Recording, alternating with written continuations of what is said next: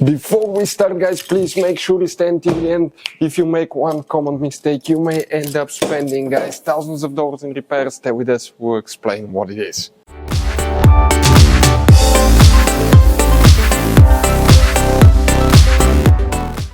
Hey guys, welcome back to Auto Repair, guys. Super quick helpful video for any of you having a Mercedes C Class generation W204. If you have a problem where the horn does not work, guys, please do not waste your money and time on diagnostics until you watch that video, because it could be quite simple fix.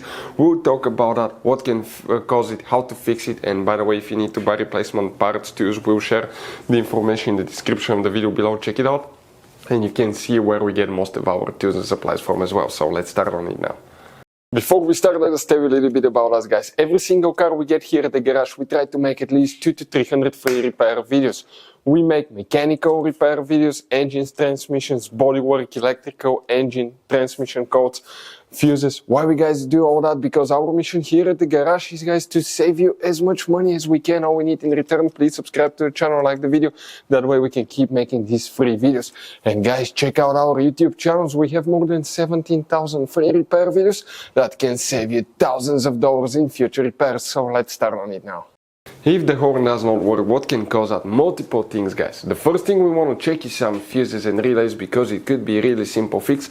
But quick reminder, this Mercedes will have hidden fuse boxes that 9 out of 10 owners do not know that they even exist.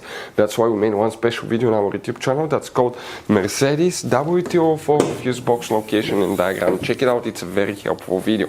What do we need to do now? Open the hood. Here on the driver's side, we'll work in a fuse box that's quite easy to get to. Most people are familiar with. You need to open the 2 clips, leave the holes in the wire up, and underneath you have a fuse box with a layout like this one here. Before we continue, let's explain quickly why it's always a good idea to test fuses and relays. Guys, let's explain why it's super important to test fuses and relays. That way you do not spend money on diagnostics, parts, repairs you may actually not even need. So, guys, you have different kinds of fuses and relays. We're talking about the maxi fuses, standard fuses right here. You have, watch how many different kinds of relays as well. Now, these fuses, sometimes you can clearly see if a fuse is burnt or not by looking at the element. But sometimes it's really sneaky. They can burn here on the side. It's hard to see. Some fuses will not be visible as well. And we had people that will spend thousands of dollars in repairs, replacing modules, even engine computers, when all they had to do, they assumed they had a good fuse. They pulled it out, they saw it, and they assumed it was good. But guys, you can easily test these fuses, and on some of these, most of them, they have even the terminals on top that allows you to check them with a voltmeter and find out if it's good or bad. You see, that's a good fuse. If it's blown, okay, like this one here, it's blown, nothing. Check this thing out, no connection. One next to it, okay. Right here, let me get good contact point. That's a good fuse, guys. You can see, you can test them. Now, relays are harder to test, but with the voltmeter, fuses are super easy to test. All we have to do is set it on that setting and practically your home resistance setting, and you can find, guys, okay, if it works or not. For instance, that one was the good fuse. You can see it's going to go down to 0 ohms resistance, or you can go ahead, remove it and test it the same way, guys. It should have 0 ohm resistance. Now, relays, guys, are a little bit more complicated, but it's doable. It will take you a minute or two to find out how to do that. Now, we'll put, guys, links to a video that will explain how to test relays, how to test fuses, which battery terminal you need to reconnect and disconnect first if you're doing repairs, because that can cause modules to burn as well, and that can cost you thousands of dollars in repair. Check out the videos, they will be in the description of the video below. So let's start on it now. What do we need to check here, guys? 2 different fuses, 1 relay, then we'll explain what else can easily cause that. Coming here, you see, guys, fuse number 30 right here. The fuse numbers will be on the left side of it. That fuse, the 3rd fuse right here, okay, and let's come a little bit closer with the camera, okay, perfect, and fuse number 31.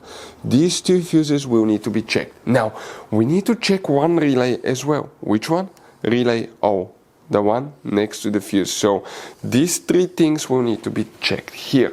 Now, something else that easily causes the horn not to work, guys, that we see at the garage. It's actually a bad horn. That's the horn assembly.